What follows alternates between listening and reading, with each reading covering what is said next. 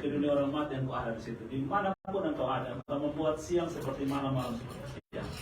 Allah Maha Kuasa dan Dia tahu segala pergumulan kita. Nah, kita bersyukur dari segala pergumulan itu, Dia berkenan pun kita ada di sini. Dan saya percaya bahwa Allah yang berkenan kita ada di sini, Dia ingin kita mendapatkan sesuatu pesan yang Dia ingin sampaikan kepada kita. Amin. Kita merindukan untuk Tuhan menyampaikan secara pribadi kepada kita masing-masing. Baik mungkin melalui saya yang Tuhan percayakan untuk menyampaikan firman Tuhan, Amin. atau melalui suara hati kita atau Roh Kudus berbicara di hati kita masing-masing untuk menerima kebenaran firman Tuhan. Nah, saya kemarin kami disampaikan kepada saya untuk berbagi firman Tuhan di sini, dan saya berfirman Tuhan, saya mesti sampaikan apa yang Tuhan mau saya sampaikan. Tuhan sering menggerakkan hati saya kalau ketika mau menyampaikan firman Tuhan, saya berdoa bahwa Tuhan, orang yang akan mendengarkan itu adalah domba-dombanya Tuhan. Tuhan yang tahu mereka harus makan apa, saya tidak tahu. Saya berdoa menjaga hati saya supaya jangan sampai saya menyombongkan diri dengan pengetahuan Alkitab, dengan kesombongan, ingin terlihat baik, ingin terlihat hebat dalam berbicara. Saya berusaha menjaga hati saya dari hal-hal yang sia-sia seperti itu. Saya juga berdoa pada Tuhan bahwa Tuhan, sebelum saya menyampaikan itu kepada orang lain, sebelum saya khotbahkan kepada orang lain, Tuhan tolong khotbahkan kepada saya. Amin. Biar apa yang saya sampaikan itu sebuah kebenaran yang memang hidup, bukan sesuatu yang sia-sia, yang tidak ada gunanya. Saya merenungkan firman Tuhan, dan Bapak Mama dan saudara semua, kalau kita lihat kita lihat dunia ini punya banyak kisah, banyak cerita, ya. Tapi kalau kita mau telusuri dengan baik-baik dengan dasar firman Tuhan, baru kita lihat keluar, ya. Jadi jangan kita lihat dari luar baru tarik ke firman Tuhan, dan kita banyak terjebak. Kita lihat firman Tuhan baru tarik keluar, maka kita akan menemukan banyak kisah di luar itu yang sebenarnya apa yang Alkitab sudah sampaikan, atau sesuatu yang mereka, istilah saya, terdistorsi begitu. Jadi mereka, iblis berusaha untuk membelok-belokkan itu. Saya kasih contoh misalnya kisah cinta. Pertanyaannya begini, dari mana manusia mengenal cinta? Alkitab berkata bahwa kita ciptaan Allah, dan Allah itu kasih, maka atribut kasih itu masuk dalam hati kita sehingga kita bisa mengasihi. Tapi kalau kita mau jujur, kasih kita itu banyak menyimpannya. Banyak menyimpan. Seringkali kita terjebak dengan begini, saya mengasihi dia kalau dia mengasihi saya. Bahkan ajaran dunia belum begini, kalau kamu mau dihormati, kamu harus hormati orang lebih dulu. Begitu, ya. Atau kita lihat sekarang dalam cerita banyak anak-anak muda, ya. Baru-baru saya di Soai berbagi dengan teman-teman pemuda di sana, saya bilang begini. Banyak laki-laki, anak-anak muda, remaja, pemuda, itu menggunakan cinta untuk mendapatkan seks. Dan mereka ingin seorang perempuan, mereka mau dapatkan seks dari perempuan itu, mereka memakai cinta, menjebak perempuan itu dengan cinta. Lalu ketika dia dapat, tujuannya sebenarnya dapat seks. Setelah dapat, dia banyak yang mereka buang begitu saja. Nah, sekarang bagaimana dengan perempuan itu? Perempuan banyak menggunakan seks untuk dapatkan cinta. Ya, kalau ada suatu ancam, besok cium lu, putus. Ya sudah, ya kasih sudah begitu. Lalu setelah itu dapat pun, katakan buang sendiri. Ya kebanyakan banyak cerita seperti itu. Cinta yang sudah didistorsi. Atau kita lihat misalnya cerita-cerita tentang peperangan-peperangan gitu, ya. Yang paling terkenal kalau kita senang sejarah, misalnya cerita mitologi Yunani, Romawi, ataupun peperangan-peperangan, ada kuasa-kuasa yang lebih berkuasa, lebih hebat dari manusia. Nah, kalau kita mau lihat seperti tadi, kita lihat dari sisi Alkitab, sebenarnya Alkitab sudah bicarakan tentang hal itu. Alkitab sudah bicara lebih dulu, tetapi kita lihat kenapa itu bisa terjadi, karena dalam Kejadian pasal 3, setelah manusia jatuh dalam dosa, maka semua cerita itu mulai terdistorsi, mulai tidak sesuai dengan apa yang kita ngomong. Manusia mulai buat dengan cerita itu kan disampaikan turun-temurun dengan versi masing-masing, seperti itu. Nah, hari ini saya mengajak kita untuk merenungkan sedikit firman Tuhan dalam tema kisah kasih Allah. Gitu. Kisah kasih Allah. Allah punya cerita, kisah kasih kepada kita semua. Kemarin 2-3 hari yang lalu saya baca di medsos satu tulisan tentang Bill Gates. Mungkin Bapak saudara pernah baca, ya. Bill Gates mulai mengatakan bahwa ke depan ini smartphone ini tidak akan berguna lagi, begitu. Smartphone ini tidak akan berguna lagi. Bill Gates mengatakan ada sesuatu yang namanya tato elektronik. Jadi ditaruh tato elektronik di sini, jadi manusia akan terkontrol keadaan dia, kesehatan, keuangan, apapun juga semua terkontrol seperti itu. Tapi Bill Gates tidak kasih tahu kapan itu dimulai. Nah, orang Kristen mulai mengaitkannya dengan kisah-kisah akhir zaman mulai terjadi ya, seperti itu. Apapun yang akan terjadi benar atau tidak, yang paling penting adalah firman Tuhan katakan bijaksana, hati-hati, waspada. Gitu. Nah, saya ajak kita membaca Kejadian 1 ayat 26 sampai 28. Ya. Kejadian pasal 1 ayat 26 sampai ayat yang ke-28. 2-3 ayat ini mari kita semua baca bersama-sama. Kejadian pasal 1 ayat 26 sampai 28. 1, 2, 3. Berfirmanlah Allah, baiklah kita menjadikan manusia menurut gambar dan rupa kita, supaya mereka berkuasa atas ikan-ikan di laut dan burung-burung di udara, dan atas ternak, dan atas seluruh bumi, dan atas segala binatang melata yang merayap di bumi. Maka Allah menciptakan manusia itu menurut gambarnya, menurut gambar Allah menciptakannya dia, laki-laki dan perempuan, menciptakannya mereka. Allah memberkati mereka, lalu Allah berfirman kepada mereka, beranak cuculah dan bertambah banyak, penuhilah bumi dan taklukkanlah itu, berkuasa atas ikan-ikan di laut dan burung-burung di udara dan atas segala binatang yang merayap di bumi. Amin. Demikian firman Tuhan. Bapak Mama, teman-teman, saudara semua, kalau kita memperhatikan baik-baik Alkitab ini sesuatu kitab yang sangat luar biasa sebenarnya. Kalau kita mau pelajari detil demi detil, kisahnya itu sangat luar biasa, sungguh-sungguh luar biasa. Alkitab satu-satunya buku di dunia ini yang ribuan tahun dikritik, dihantam dengan segala macam cara, termasuk ilmu pengetahuan, teknologi, apapun, tidak terkalahkan. Satu-satunya buku di dunia namanya Alkitab. Saya mau kasih satu-satu saja ya, bagaimana Alkitab ini ditulis. Kalau ada yang pernah baca secara berurutan dari Kejadian sampai Wahyu, saya mengajak kita melihat 5 kitab pertama dalam kitab yang namanya kitab Musa ya, Kejadian, Keluaran, Imamat, Bilangan, Ulangan. Kalau kita perhatikan baik-baik, Kejadian yang tadi kita baca ini ya, Kejadian 1. Kejadian itu dia mengcover ya, dia mengambil seluruh dunia. Ya, bagaimana dunia diciptakan? Seluruh dunia. Gitu. Dari mana sejarah dunia ini? Dia datang dari mana? Dia jadi dari mana? Siapa orang-orang pertama? Dia menuliskan seluruh dunia. Lalu kalau kita masuk kepada Keluaran, dari setelah Kejadian Keluaran, itu dia hanya bicara tentang satu bangsa. Bagaimana Allah memanggil satu bangsa untuk masuk dalam perjanjiannya.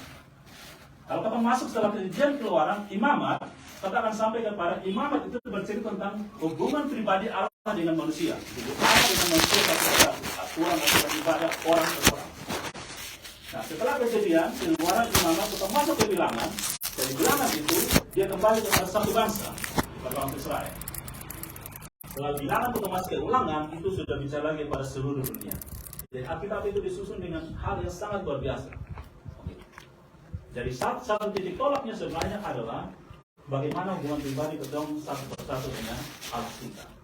Nah, nanti kita akan sampaikan kenapa aja kita membaca Kejadian pasal 1 tentang ini seringkali ayat yang dipakai dalam khotbah dalam pernikahan dan sebagainya.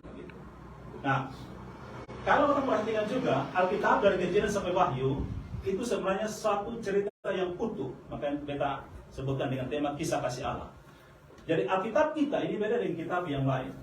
Dia merupakan satu narasi, satu cerita yang utuh dari Kejadian sampai Wahyu. Makanya kita sering diminta, dikasih tahu untuk belajarlah baca Alkitab secara berurutan. Kita akan ketemu kisah yang tidak terputus.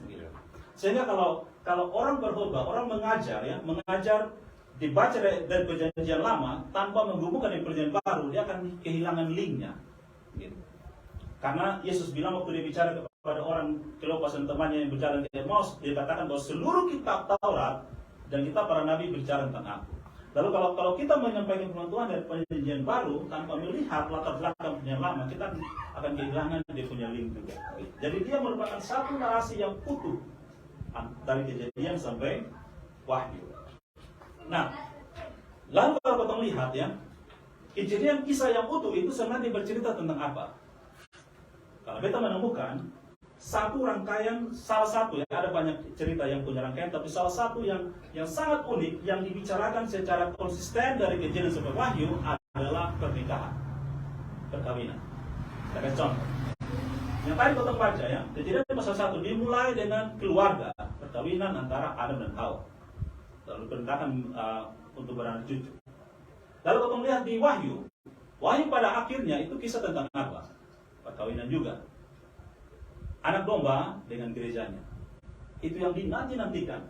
Lalu kalau kita melihat di dalam perjalanan dari Kejadian sampai Wahyu, itu kisah kalau kita istilah seperti kita sering nonton film-film romantis, itu kisah seorang bapak mencari mempelai bagi anaknya.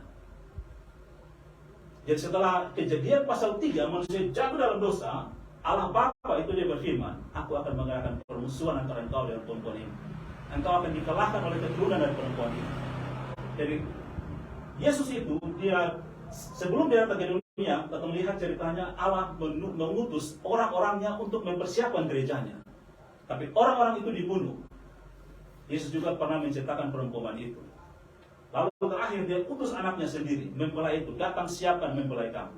Dan Yesus datang menyiapkan mempelainya. Makanya kalau kita baca dalam Perjanjian Lama, seringkali dosa penyembahan berhala itu Allah katakan dengan apa? Kamu telah bersinah dengan meninggalkan aku. Lalu kalau kita melihat dari isu di dalam Perjanjian Baru, itu pun isu yang sangat terkenal tentang perkawinan. Makanya satu ayat kalau kita melihat di dalam Efesus pasal 5, yang Paulus bicara soal suami harus mengasihi istrinya, harus agape kepada istrinya, dan istri harus tunduk kepada suaminya. Ketundukan itu dalam bahasa asli seperti satu bangsa yang dijajah oleh penjajah, maka itu ditunduk total. Tapi Paulus mengatakan bahwa rahasia itu satu rahasia hubungan antara Allah dengan manusia, perkawinan itu. Makanya kalau ketemu misalnya yang sudah berumah tangga dan ketemu bergumul atau misalnya ya memilih menyampaikan firman Tuhan dalam pernikahan, kenapa orang Kristen itu tidak boleh bercerai? Banyak alasannya. Tapi alasan yang paling kuat adalah relasi suami istri adalah relasi Kristus dan jemaat. Yeah. Jadi bagaimana orang bisa mengenal Kristus yang mengasihi jemaat, yang berkorban untuk jemaatnya, kalau keluarga itu bercerai? Susah.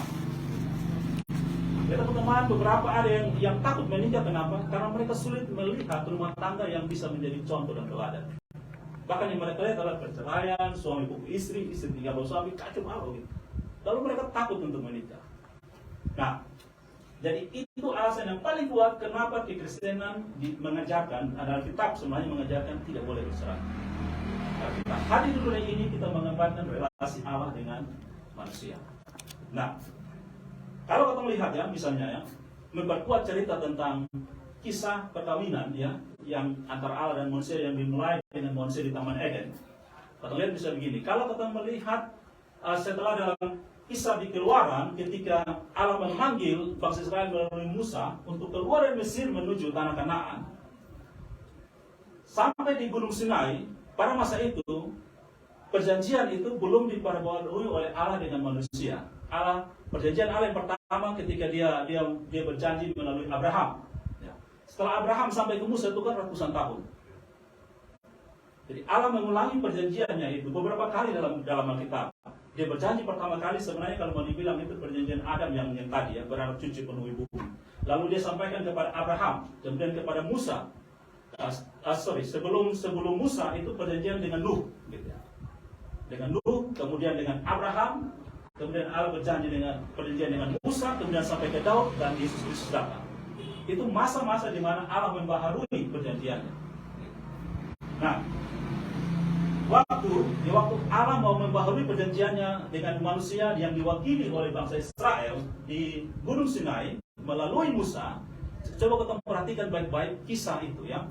Kisah itu waktu itu yang menjadi juru bicara adalah Musa. Tuhan Allah suruh Musa naik ke atas Gunung Sinai bertemu dengan Tuhan Allah, lalu Tuhan Allah bicara kepada Musa dan Tuhan Allah suruh sampaikan kepada bangsa Israel. Ketika bangsa Israel setuju dengan perjanjian itu, baru Tuhan Allah memberikan hukum Taurat.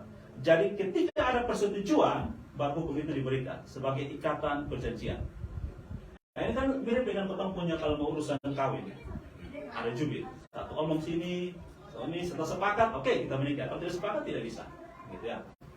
Kemudian coba kita baca 2 Korintus 11 ayat 2. 2 Korintus 11 ayat yang kedua, ya. Firman Tuhan berkata begini. 2 Korintus pasal 11 ayat yang kedua. Ini Paulus, dia menyampaikan isi hatinya, ya. Firman Tuhan berkata begini melalui Rasul Paulus. 2 Korintus 11 ayat 2. Sebab aku cemburu kepada kamu dengan cemburu ilahi, karena aku telah mempertunangkan kamu kepada satu laki-laki untuk membawa kamu sebagai perawan suci kepada Kristus. Jadi ini satu istilah yang dipakai seperti kehidupan kita sehari-hari, bertunangan. Jadi Rasul, kalau zaman dulu Musa dipakai sebagai juru bicara untuk mempertunangkan bangsa Israel, manusia yang dibagi oleh satu bangsa Israel dengan Allah. Maka di masa perjanjian baru setelah Yesus Kristus, Paulus dipakai oleh Tuhan untuk membawa gerejanya. Ya. Setelah Yesus meletakkan dasar para rasul, kalau dalam konteks ini Rasul Paulus mempertunangkan. Jadi kita dengan Allah sudah terjadi ikatan suci sampai kita menurut Paulus membawa kamu sebagai perawan suci kepada Kristus. Yang terjadi nanti di akhir zaman ya dalam kisah kisah Wahyu itu. Begitu. Nah, berarti ketong pada masa ini, Bapak saudara, teman-teman, ketika coba ketong perhatikan diri ketong ya, mungkin lebih khusus yang sudah menikah, yang pasti merasakan waktu ketong mau siap-siap menikah, apa yang ketong lakukan? Hati-hati, tidak boleh hati di orang lain lagi. Atur diri baik-baik untuk orang yang akan kamu nikah. Semuanya diatur, baik tata krama, karakter, penampilan fisik, untuk punya hati yang dijaga kudus supaya jangan selingkuh kemana-mana lagi. Itu dijaga baik-baik. Nah ini peristiwa seperti ketong hidup sekarang. Kenapa kita menjaga diri baik-baik? Kenapa kita tidak boleh berbuat dosa? Kenapa orang lain buat dosa kita tidak? Nah, karena kamu akan dibawa kepada mempelai. Masakan kamu mau bawa diri kepada mempelaimu dengan yang suka ancur-ancuran? Coba siapa yang mau menikah yang lihat mempelai, wih berantakan mungkin dosa nikah cari orang lain, baik. Tidak ada. Jadi Allah memakai kehidupan kita sehari-hari untuk menggambarkan tentang apa yang terjadi di dalam surga. Makanya Yesus ketika dia bicara, dia selalu berkata begini, hal kerajaan surga seumpama. Dia memakai budaya kita, kebiasaan kita untuk menunjukkan apa yang terjadi di surga. Karena kalau dia bicara apa terang-terangan di surga, ya kita tidak mengerti, kita belum pernah ke sana. Dia memakai kehidupan kita sehari-hari. Nah ini sekali lagi, kalau satu saat mungkin iblis menggoda kita tergoda dengan orang lain untuk buat dosa, katakan kepada diri sendiri, katakan kepada iblis itu, saya mau jaga diri saya, karena saya mau dibawa kepada mempelai saya. Saya sudah menyiapkan diri saya, apalagi ketika kita lahir baru, kita bertobat, kita dibaptis, kita bawa diri kita kepada Kristus. Sekarang dia sedang menjaga kita, membela kita, dan semua orang yang akan menikah menanti-nanti hari pernikahan itu. Tidak ada orang yang mau menikah yang tidak menantikan itu. Penantian hari pernikahan itu lebih dari dia menanti naik jabatan, naik gaji, dapat kerja. Itu tidak seheboh, tidak sekudus dia mau mengikrarkan janji nikah. Bahkan bisa dia sampai menangis. Karena dia tahu pergumulannya tidak mudah. Nah itu pun kita menantikan itu. Pak Mama dan saudara semua, teman-teman semua, kalau kita perhatikan baik-baik Alkitab sekali lagi dari Kejadian sampai Wahyu, kalau saya mau membagi dia di dalam babak-babak cerita seperti sebuah film, maka saya bisa bagi dia di dalam 5 bagian, 5 babak cerita. Cerita yang pertama adalah penciptaan. Penciptaan itu terjadi di Kejadian pasal 1, penciptaan sudah terjadi. Setelah kisah penciptaan, masuk babak yang kedua adalah babak kejatuhan. Manusia jatuh dalam dosa. Nah, babak yang ketiga adalah babak penebusan. Allah mengutus dia punya nabi-nabi untuk bawa kembali miliknya, bawa kembali mempelainya, tapi tidak bisa. Sampai anak Allah sendiri datang menebus kita. Itu babak ketiga. Babak yang keempat adalah setelah miliknya ditebus, maka miliknya itu harus belajar hidup kudus setiap hari bergumul dengan kekudusan. Sampai babak yang kelima adalah babak kesempurnaan di dalam kitab Wahyu. Nah, kita ini sekarang ini gereja Tuhan sedang berada di babak yang keempat. Kehidupan untuk pengudusan setiap hari. Kita semua sudah ditebus. Yesus sudah tebus kita. Sekarang ini kita sedang bergumul setiap hari, berusaha bergumul semakin kudus, hidup kudus, memohon Roh Kudus menolong kita untuk kudus sampai kita masuk dalam hari pernikahan kita bersama mempelai kita yang Maha Kudus, Yesus Kristus, yang sudah menanti kita. Dia yang menanti hari itu. Dan seharusnya seperti kita sekali lagi yang sudah menikah, masa hanya mempelai laki-laki yang menunggu hari pernikahan sedangkan mempelai perempuan tak putar kiri kanan? Kan tidak. Sama-sama harus menanti hari itu dengan penuh pergumulan dan sejuta rasa. Kita pun harus begitu. Kalau mempelai kita, mempelai laki-laki Yesus menanti kita dengan hati yang penuh kerinduan, kita pun harus begitu. Seperti lagu pertama kita nyanyi ya, satu hal yang kurindu. Kita rindu bertemu dengan mempelai kita. Itu harus kita miliki. Kita harus miliki itu. Kita jangan, makanya firman Tuhan bilang jangan mencintai dunia ini ya. 1 Yohanes 2 berkata, keinginan mata, keinginan daging, keangkuhan hidup sedang binasa dengan dunia ini. Kalau kita terjebak di situ, maka ya hati kita akan mendua gitu. Kita tidak menantikan lagi mempelai kita. Tapi seharusnya kita sungguh-sungguh menantikan mempelai kita. Nah, Bapak-Ibu Saudara, sekarang kalau misalnya kita lihat begini, saya kasih ada 3 istilah ya. Kalau kita baca di dalam Efesus pasal 2 ayat 8, firman Tuhan berkata bahwa sebab oleh karena kasih karunia kamu diselamatkan oleh iman. Ya, sebab oleh karena anugerah kita diselamatkan karena anugerah. Itu pesan sentral terpusat dari Kejadian sampai Wahyu. Kita semua sudah jatuh dalam dosa, kita tidak bisa menolong diri sendiri. Kita butuh anugerah untuk mengangkat kita kembali. Amin. Anugerah itu adalah Yesus Kristus. Nah, sekarang kalau bisa kita lihat ya, kalau saya pakai istilah jatah, upah, anugerah. Ya. Keselamatan itu bukan jatah. Kalau jatah berarti semua orang harus dapat. Dan tidak perlu Yesus berkorban. Ya, namanya jatah, gitu kan? Kalau sekarang misalnya di sini habis ibadat kita semua dibagi makanan satu persatu, itu jatah masing-masing bawa. Kalau upah berarti kita harus berusaha dulu, baru dapat. Nah, keselamatan itu bukan upah. Karena Alkitab tidak pernah mengatakan itu. Upah berarti hasil jerih payah kita. Upah kita dapatkan setelah kita masuk surga. Itu yang firman Tuhan janjikan.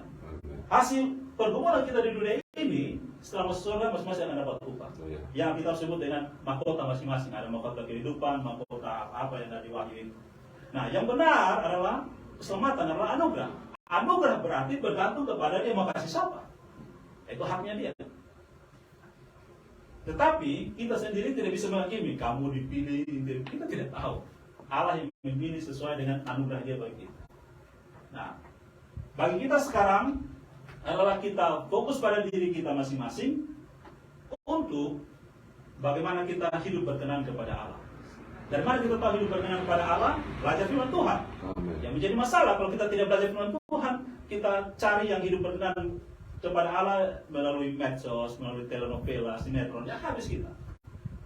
Kalau kita habiskan waktu kita dengan sesuatu yang tadi pesan dunia yang tadi saya bilang di awal, dunia ini mendistorsi kisah Alkitab dengan versinya masing-masing. Kita akan terjebak dengan banyak ajaran yang sesat. Amen. Nah, saya kasih contoh begini. Dunia salah satu apa ya, slogan yang terkenal di kalangan remaja khususnya, bahkan sampai tulis di baju di mana-mana dibilang be yourself gitu. Be yourself, jadilah dirimu sendiri. Oke, itu pesan yang baik. Tapi itu bukan pesan Alkitab ya. Karena Alkitab bilang apa? Kita belajar menjadi seperti Kristus. Belajar dari Kristus, belajar firman Tuhan gitu. Ada juga yang kedua dalam gini, kalau kamu berusaha kamu pasti bisa. Bahkan di sekolah-sekolah, bahkan di sekolah Kristen pun ada begitu. Kamu berusaha kamu pasti bisa. Berusaha bisa. Ada benarnya, tapi itu setengah benar. Kenapa? Karena Yesus bilang, di luar aku kamu tidak bisa apa-apa. Amin. Berusaha, oke, tapi di luar aku kamu tidak berbuah apa-apa. Ya makanya kita lihat Alkitab dulu, baru kita lihat dunia ini. Begitu. Supaya kita bisa lihat dunia ini dengan terang. Kalau tidak kita tarik gelap kepada terang, tidak bisa. Tetap gelap itu akan kalah juga. Nah, baru-baru saya punya satu cerita. Ini saya punya sendal lama ini terlepas, jadi saya mau pergi jahit. Tapi sebelum jahit, saya pikir karena saya buru-buru mau ke satu kegiatan, jadi saya minta lem, terus dikasih lem. Tapi dia bilang begini, lebih baik dijahit saya di Nekoden sana. Gitu. Ya saya pikir, oh ya boleh juga. Tapi sudah terlambat mau kegiatan. setelah nyetir sampai mau dekat lampu merah di kantor gubernur, ya sudah belok saja, putuskan belok ke tadi pas Emre. Sampai di sana, di samping Gezias itu ada dua orang yang tukang sol sepatu. Yang satu Yesus ada pelanggan, yang satunya lagi duduk nongkrong. Berarti beta datang ke yang duduk nongkrong. Kalau beta kasih ini, oh ini bisa dijahit. Lalu beta punya hati ini tergerak untuk mendoakan dia, memberitakan Injil. Tapi bagaimana di pinggir jalan lagi rame, cara omong kermana ini orang dia baik udah jahat, jadi om tuh tampil yang minta terang sudah. Ya. Hati ini kepingin menginjil tapi bingung bilang Tuhan, kalau Tuhan mau Tuhan tolong gimana caranya, tolong beta. Lalu waktu itu memang dia lagi duduk nongkrong, tapi ada satu orang yang duduk di samping kayaknya tukang ojek. Jadi orang duduk di situ, beta yang pelanggan berdiri, sudah daripada minta kursi gede marah beta lah, ya sudah berdiri. Selama dia jalan tinggal beta dengan ini tukang sol sepatu saja. Pikir-pikir Tuhan kayaknya ini usaha, tapi cara ngomong mulai bagaimana ini? Jadi dia lagi asik-asik, dia asik tapi beta di hati lagi bergumul bagaimana beritakan Injil. Pasti dia tidak tahu karena ini hanya lagi asik sol ini sendal. Lalu beta mulai ketemu kata pembuka, Bapak tinggal di mana? Di suku mana? Lalu gereja di mana? Di pinggir suku mana? Waktu macam cerita lalu tapi beta jarang ke gereja. Tapi beta percaya, beta bersyukur. Ke hari ini mau dapat beta tetap bersyukur Tuhan yang berkati. Oh ini berarti ada di jalan-jalan. Lalu sudah asik-asik ngomong lalu beta bilang ini. Selesai jahit ini dua sendal. Lalu beta bilang, Bapak mau sodor atau tidak? Maaf, tahu caranya. Ya, mulai beta menginjili dia. Beta injili dan dia perlu perhatian. Ini orang mungkin umur 50-60-an, dia perlu perhatian sekali. Lalu asik-asik omong, datanglah satu ibu-ibu di situ, mulai datang omong dia kayaknya soal sesuatu yang dia juga tahu gitu. Lalu omong sama bilang, ibu ini beta lagi omongin Bapak nih. Mulai terbaca bahwa orang misalnya dia haus melapar akan kebenaran, tapi sepertinya belum ada orang yang bertahan ke dia. Omong dengan ini ibu sejalan, oke, ibu jalan. Selama tukang lapar orang datang lagi, seorang orang dia. Dan sudah. Besar bilang omong dengan ini Bapak nih. Dia bilang, oh ini pas sudah. Ini orang yang Tuhan panggil dia untuk beritakan apa dengan Tuhan. Ya sudah, Bapak mau omong. Lalu beta ajak dia untuk doa terima Yesus. Jadi di pinggir jalan di rame-rame siang terang itu tutup mata dan berdoa terima Yesus. Terima Yesus. Nah, selesai itu beta bayar, kalau beta naik ke auto, pas mau jalan dia lari datang dikejar beta gitu. Dia lari kejar boleh tanya, Bapak tadi ayat firman di mana lah? Dicatat di pengkolan. Tuhan itu luar biasa sampai mau nangis Tuhan. Amin. Luar biasa Tuhan panggil orang benar-benar haus dan lapar. Tidak saya didengar tapi dikejar beta untuk catatin ayat. Di mana Bapak tadi? Yohanes berapa? Tulis dia disebut dan ditulis di koran Yohanes, Roma dan seterusnya. Nah, jadi betul dari hal yang sangat sederhana, yaitu Tuhan mulai dengan baju sendal yang rusak dan harus dijahit. Lalu Tuhan arahkan yang harus jahit itu siapa? Artinya apa? Ini hal simpel. Di dalam hidup sehari-hari ada banyak cara Tuhan menarik perhatian kita untuk menyiapkan kita bagi mimpi lainnya, bagi Kristus. Ada banyak cara. Hal-hal yang sepele yang potong anggap sendal yang rusak itu tidak berhubungan dengan kita. Tapi Tuhan bisa pakai dengan cara itu untuk kita bisa bertemu dengan Dia dan kita bisa jadi berkat. Karena kita dipanggil untuk beritakan Injil. Pertanyaannya, kenapa kita harus beritakan Injil? Sekarang kita tanya, bagi kita masing-masing ada di sini. Berita yang penting itu ukurannya apa? Apa ukuran satu berita itu penting? Sekarang ini banyak hoax, apalagi dengan kasus-kasus yang lagi heboh di Indonesia sekarang. Apakah itu penting? Banyak orang yang merasa itu penting sampai terus ikuti, sampai kurang tidur dan segala macam. Tapi sebenarnya apa ukuran satu berita itu penting? Menurut beta, ukuran satu berita itu penting adalah jangkauan berita itu. Siapa yang harus dengar dan sampai di mana berita itu diberitakan.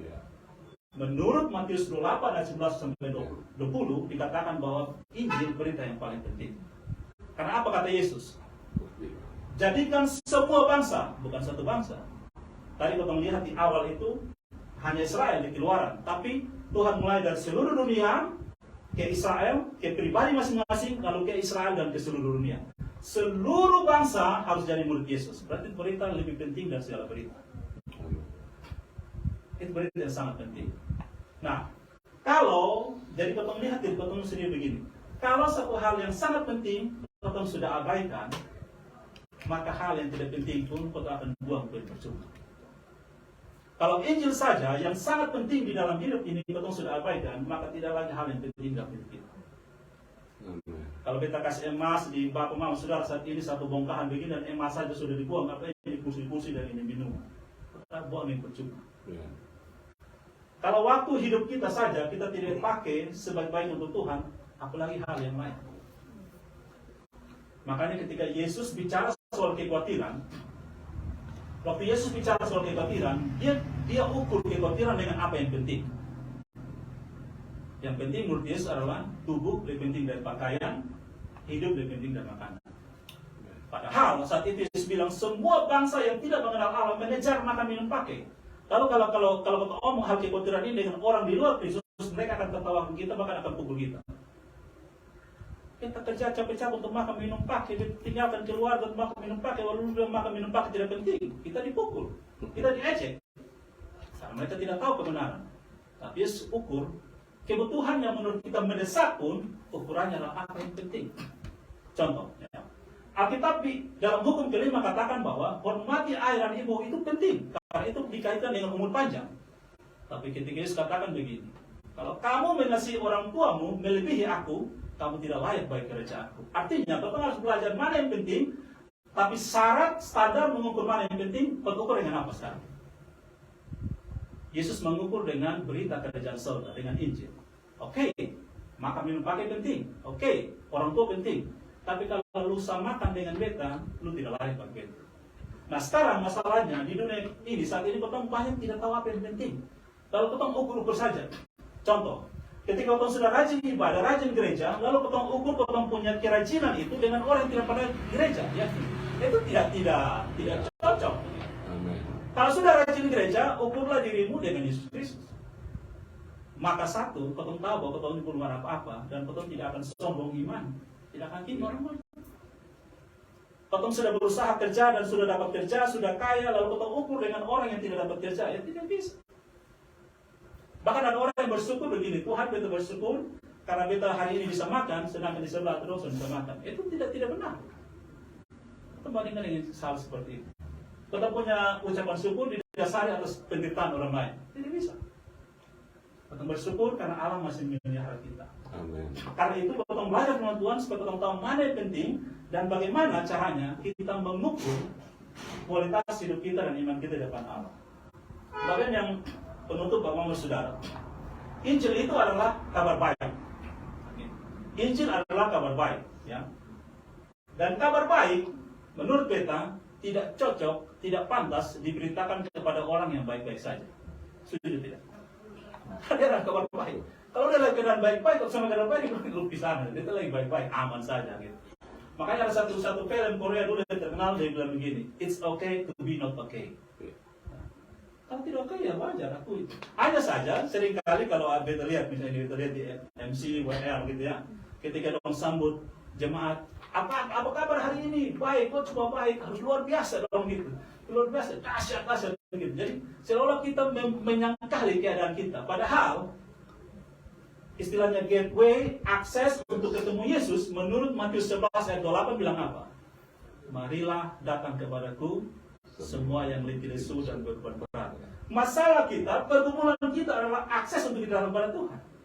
Makanya kita dalam keadaan kenyataan hidup ini, orang yang tidak punya masalah tidak perlu Tuhan. Semua dia punya. Dia perlu Tuhan bikin apa? Orang lain sibuk cari istri, belum punya istri, belum cari apa lagi. Hanya orang yang membutuhkan, makanya Yesus bilang, hanya orang yang sakit yang memerlukan tabib. Hanya orang yang tidak sedang baik-baik saja, dia butuh kabar baik. Berarti, kalau menginginkan dari kesaksian tadi tentang Bapak itu, dia sedang tidak baik-baik. Dia sedang merindukan surga. Makanya ketika di pinggir jalan ramai siang terang itu, berita Injil pada dia penuh orang mengganggu, dia bisa. Dia cuma dengar ini firman Tuhan. Itu orang yang haus dan lapar akan kebenaran.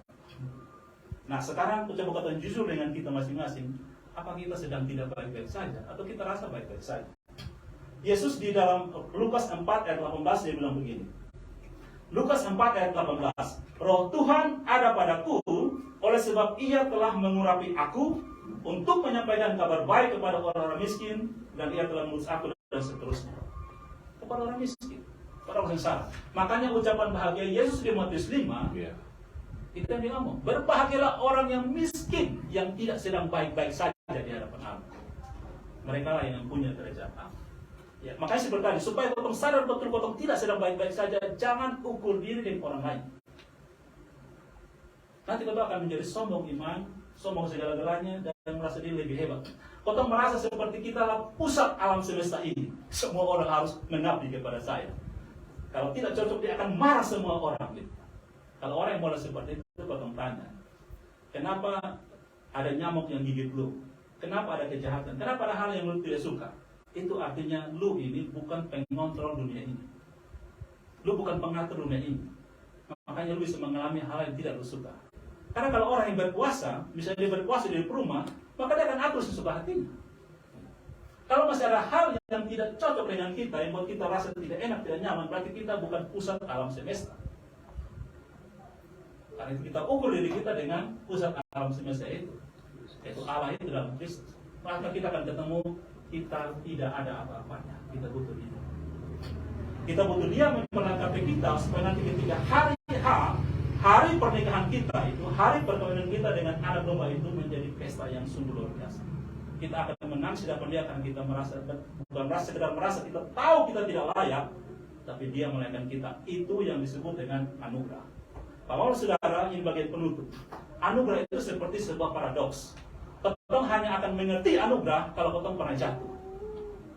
Setuju ya? Amin ya. Kalau orang tidak pernah jatuh, kalau orang tidak menyadari dosa dan akibat dosa, dia tidak tahu itu anugerah. Tetapi kita tidak boleh jatuh. Kita kan baru berjuang untuk tidak jatuh. Tapi kita akan jatuh juga. Kita akan jatuh juga. Itulah paradoks dari anugerah. Tetapi itu bukan untuk membenarkan diri hidup dalam dosa, bukan. Bukan untuk kita lemah aja sudah jatuh ya. Orang sering pakai ayat pamungkas. Roh memang penurut tapi daging lemah. Ya sudah ikut daging lemah, itu salah. Ikutlah roh yang penurut itu. Makanya dibilang hidup oleh roh itu.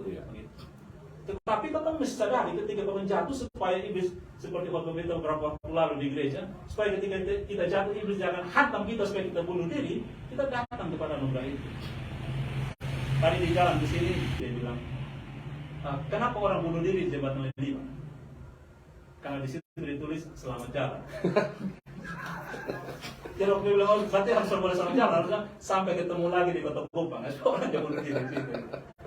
Jadi ketika kita punya masalah, iblis ketika itu punya masalah, ketika kita punya masalah, itu gateway bagi iblis untuk membuat kita tidak berharga, kamu tidak harganya lagi, kamu sudah hancur, bunuh diri, hancurkan hidupmu. Tapi justru dalam anugerah Allah itu adalah akses kita untuk ketemu dengan Yesus Kristus yang berkata, mari datang kepadaku. Kalau kamu sudah capek, letih, lesu, punya beban yang berat, datang ke saya. Saya akan legakan hatimu dan berikan kepada kamu bebanku yang bisa kamu pikul. Kiranya Tuhan berkati kita semua. Mari kita berdoa.